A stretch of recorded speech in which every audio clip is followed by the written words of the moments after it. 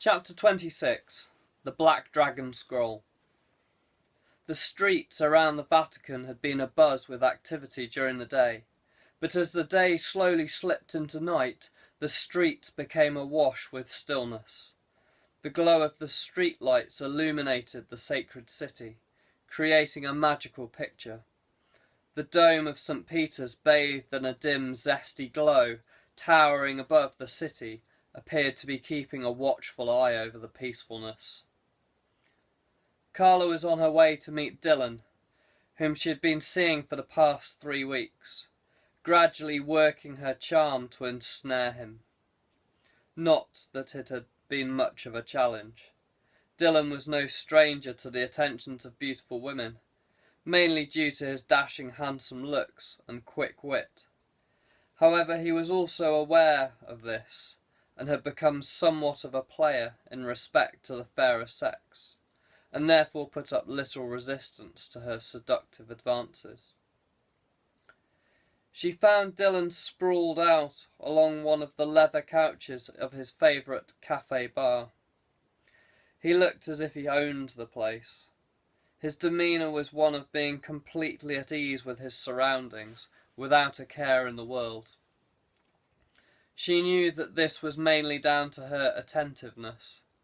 He seemed to be like a little puppy falling deeply in love with its new mistress, and his devotion was growing stronger every time his eyes met her alluring gaze.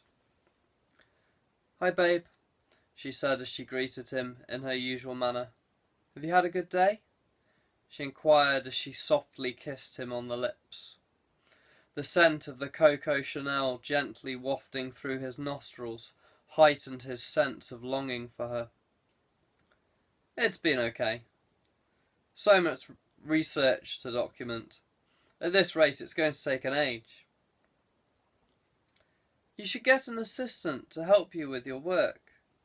After all, it is really important, isn't it?" Her probing question laying the foundations in his mind that an assistant would be a good idea. "Probably, but I don't have the time to go out and find one." "Maybe I could help." She brushed a hand through his hair as she offered her help. "It would mean we could spend more time together. And I like to know more about what you do. I think it's fascinating stuff." "Really? I never thought you were that interested in history." "Oh, quite the opposite. I think how people's actions had a direct impact on the world around us is really interesting. How they lived and the decisions that they took are really stimulating." "I suppose I might be able to get you a pass. Although you would have to be interviewed by the archivist. He is pretty strict about who is allowed access to the vaults." "Nevertheless, I can certainly ask him." Carla spent the next few hours solidifying the idea in Dylan's mind that she would be of great assistance to him. It was therefore rather late by the time they finally left the little bar and strolled arm in arm through the deserted streets of the sacred city. She toyed with the idea of sleeping with him, but decided that it would be better to keep him on the hook for a little while longer. Sometimes the hint of sex was far more powerful tool than the actual erotic act itself, and besides, she didn't want to overplay her hand at this point. It had already taken weeks to get to this position, so to lose control now would be disastrous. She continued to walk by his side back to her villa on the Via della Fornaci. Dylan waited expectantly as she fiddled with her keys before she opened the door of the villa, hoping to be invited in, just like he had been on a number of occasions before. But she stopped him by laying a hand softly on his chest. "Not tonight, babe. You have a busy day ahead of you, and I wouldn't want to be the cause of your not getting all your research done," she said, smiling sweetly at him as she innocently stared deeply into his eyes, before she kissed him passionately and turned to walk inside.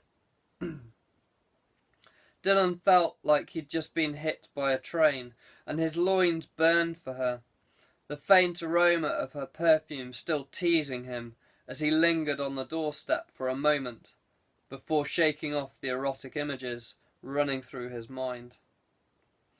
She was, after all, probably right. It was going to be a busy day, especially now he needed to speak to Father Ignacio, the archivist, about the possibility of a pass for her as his assistant. Father Ignacio, born in the suburbs of Rome in 1955, was an orphan and had been brought up by the church.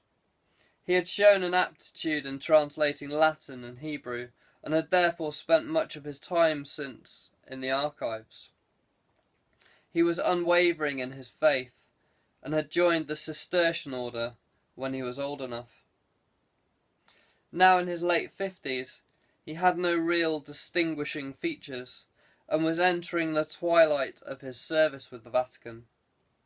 He had held the position of head librarian and keeper of the church's secret vaults for the past 20 years. He hadn't been a big mover and shaker in religious terms. He'd just been a committed Roman Catholic, and felt that it was of great importance to protect the ancient scripts that resided in the Archivum Secretarium Apostolicum Vaticanum. It had taken quite a lot of persuasion to get Father Ignacio to agree to provide a pass for Carla to act as Dylan's assistant. "This is highly irregular," the old man stated. "You should know better than to spring something like this on us at this last minute, Professor Hart. You know, it normally takes weeks, even months, to run a full background check." "Father, we've known each other for quite some time now, and I hope we are friends. I'm only asking, as it would greatly speed up my research. In no way did I intend to cause you any tribulations." "Well, I suppose it can't do much harm, but you are fully responsible for the girl, and if she causes any problems, both of you will be denied access to the vaults and will never be allowed back.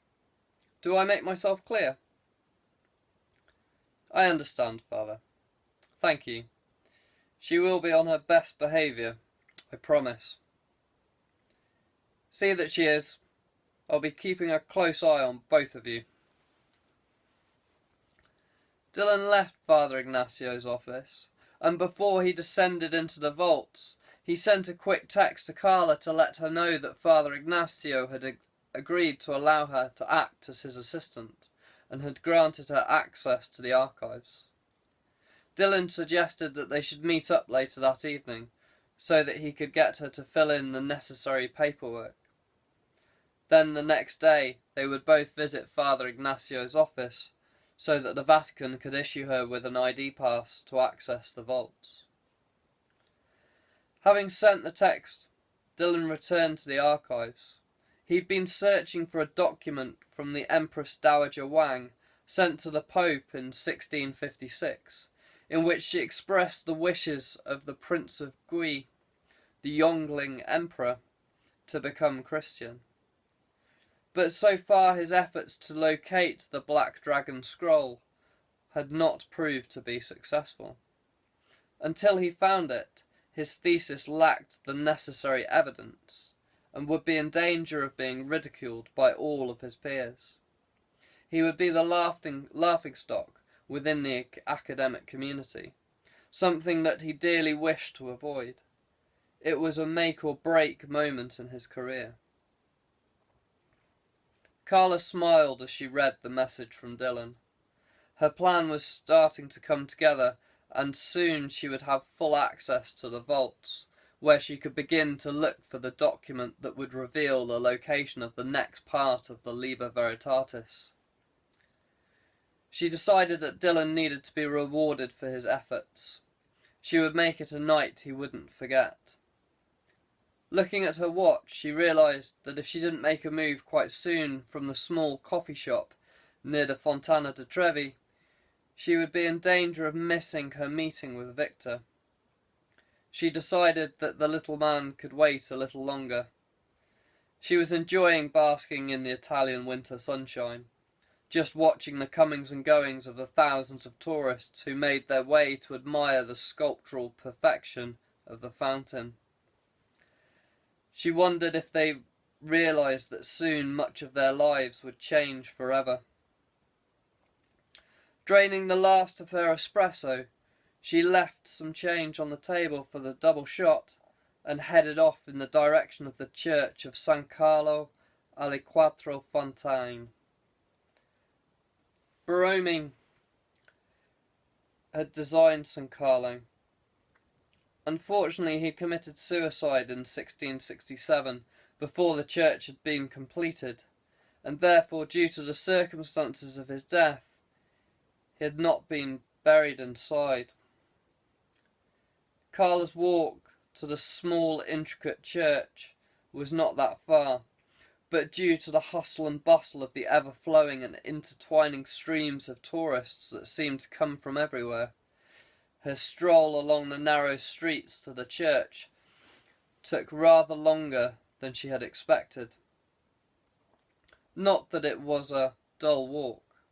She clocked a number of pickpockets that were operating on the streets, lightly removing wallets and other valuables from unsuspecting tourists.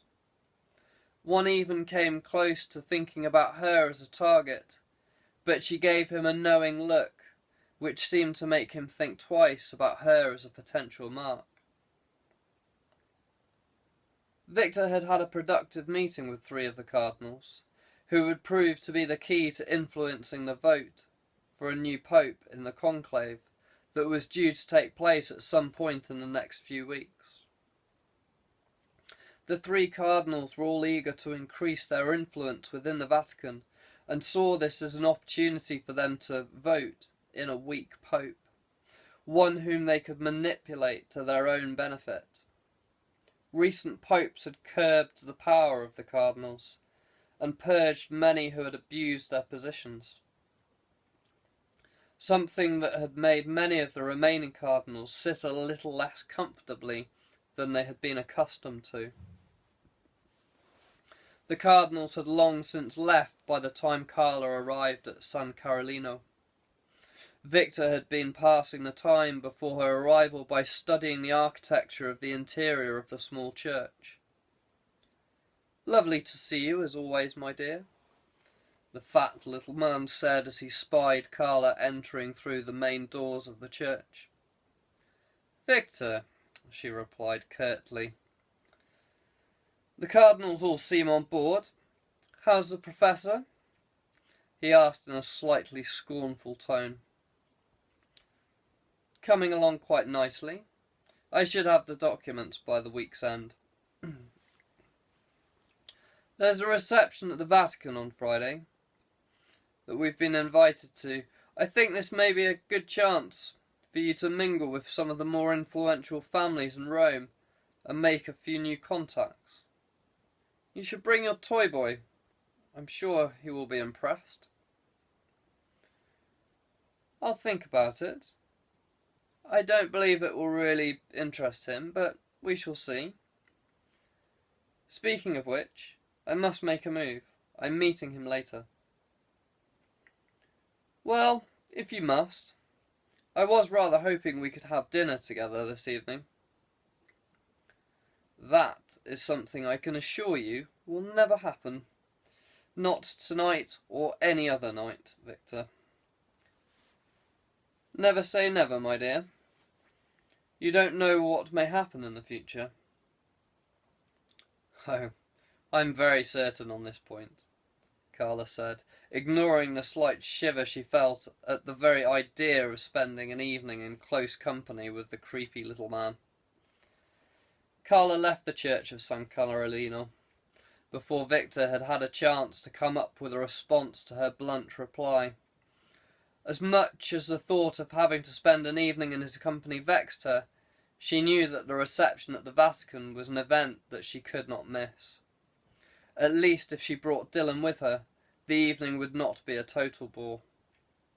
In fact, she was already thinking about committing amorous sins within the walls of the Vatican. Those thoughts would have to wait for now, as she realised that for such a special occasion she would need a breathtaking dress, one that would shock the clergy.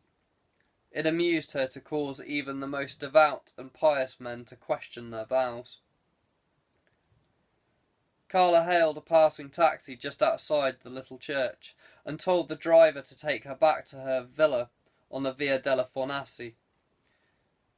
She had walked enough for one day, and besides, she wanted to save her energy for what might prove to be a highly exhilarating night. She would just have enough time to take a shower and prepare herself before she met Dylan. Once back at the villa, she spent quite some time choosing which lingerie to wear before finally deciding that she wasn't going to wear any. Just a very seductive low-cut black dress by Gucci. She loved the feel of silk next to her bare skin. After applying the final touches to her hair and makeup, Carla left the villa and strolled down the Via de Fornaci to the Ristorante Perdinquillo Banco.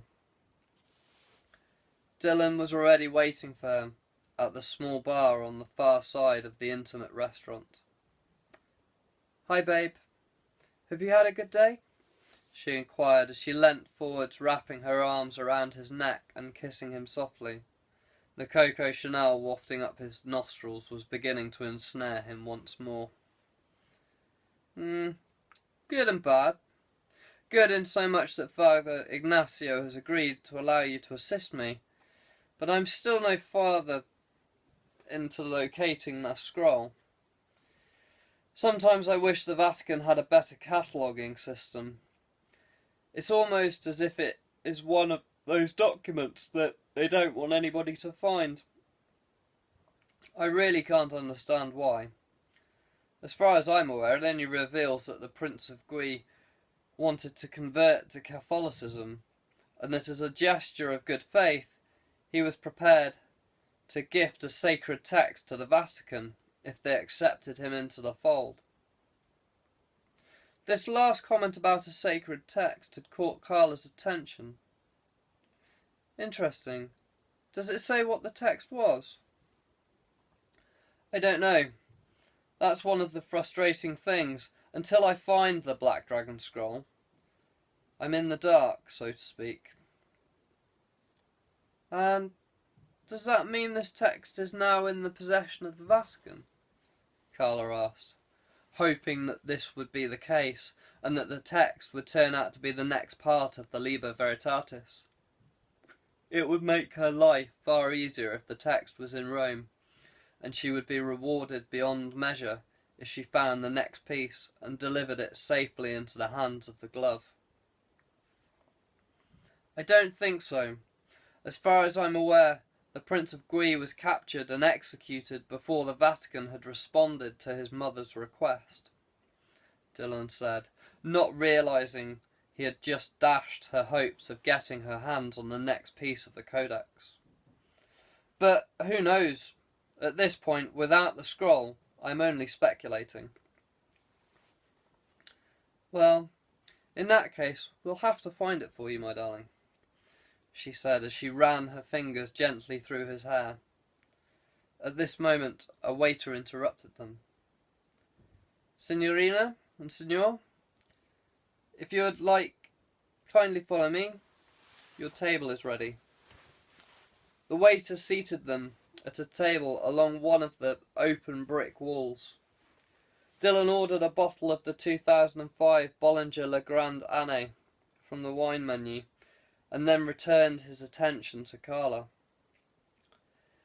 Secretly, he could spend a considerable amount of time admiring her. To him, she was like one of those rare illustrated volumes that he had spent hours studying. Beautiful to look at, and each time one would find something else captivating. This was what piqued his fascination with her. She was a true wonder hidden amongst nature's creations. His desire for her was growing with every moment that he spent with her, and this evening it was amplified by the way every now and again Carla would slowly rub her foot up the inside of his calf muscle. By the time they had finished dining, there was definitely no doubt that there was only one thing on his mind. Apart from the briefest of moments when Carla had to unlock the door to the villa, they couldn't keep their hands off each other. As soon as they crossed the threshold of the door, she took full control of him. Breaking away from his lips, she firmly put her hand on his chest and backed him up into the main living area until his calves hit the edge of a leather armchair. Giving him a shove that caused him to fall into the chair, she lifted her leg and firmly planted her foot against his chest. He softly caressed her lower leg between his hands, smoothly running his hands up her leg and then digging his fingers into her delicate flesh and dragging them back down towards her ankle. She moved her foot higher and pushed it up against his throat, causing him to catch his breath for a second, before she slowly began to move. Turning, she laid her body over his, allowing him to run his hands over her firm breasts while she rhythmically moved her body over his groin. He loved the feeling of the skin-tight silk dress against his hands, allowing him to feel even the slightest of her curves as his hands moved over her. Standing up from around the front of the armchair and gently running a hand over his chest, she glided round to the far side of the chair. Now directly behind him, she began to kiss the back of his neck, whilst continuing to run her hands down his chest. He certainly wasn't expecting the slightly more than affectionate nibble on the right of his neck, which, to be fair, was slightly more painful than he was accustomed to. She ripped his shirt open, causing buttons to burst off in every direction, before digging her fingernails deep into his muscular chest. The feeling of her nails grating as his chest caused him to flinch slightly. This was a new sensation for him.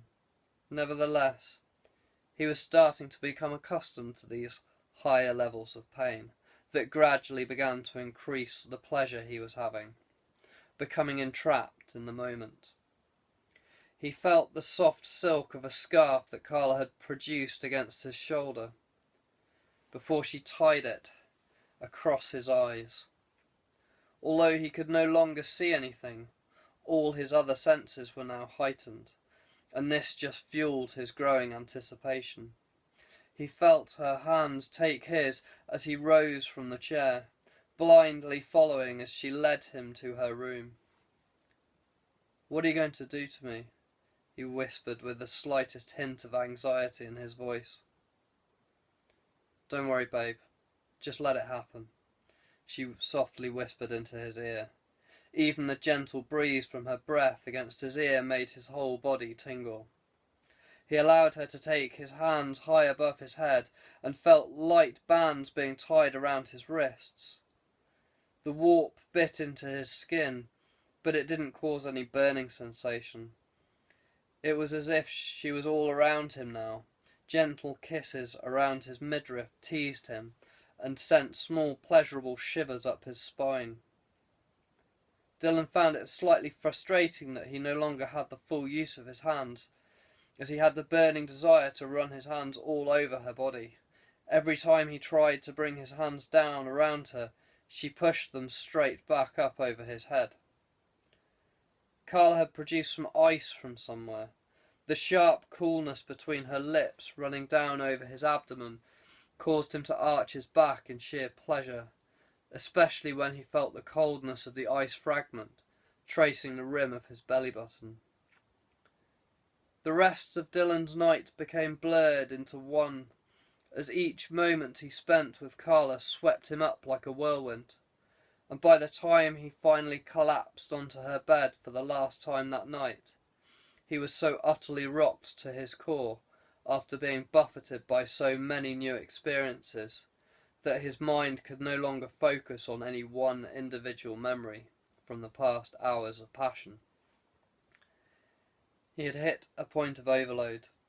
Just like any hedonistic drug, Carla's form of ambrosia had taken him to new heights of ecstasy, and back so many times that his thoughts were now scrambled.